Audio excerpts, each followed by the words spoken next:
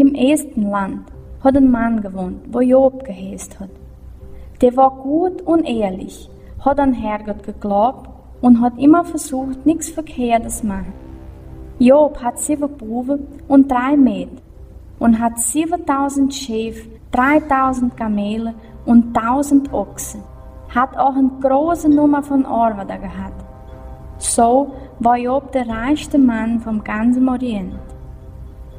Einen Tag sind die Engel sich präsentieren gekommen vor Herrgott, der Herr, und zwischen denen ist Satanas auch gekommen.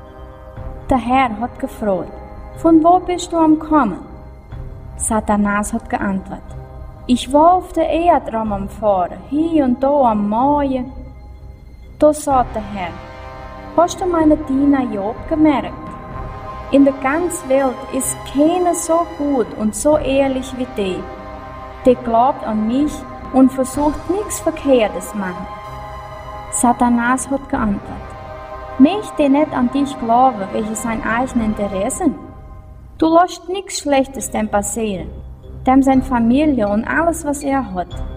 Segnest alles, was er macht, und er ist der reichste Mann vom ganzen Land.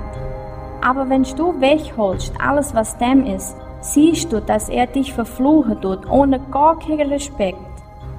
Der Herr sagt von Satanas, na ja dann, mach was du willst mit alles, was Job hat, aber mach dem nichts Schlechtes. Da ist Satanas vor Herrgott Vater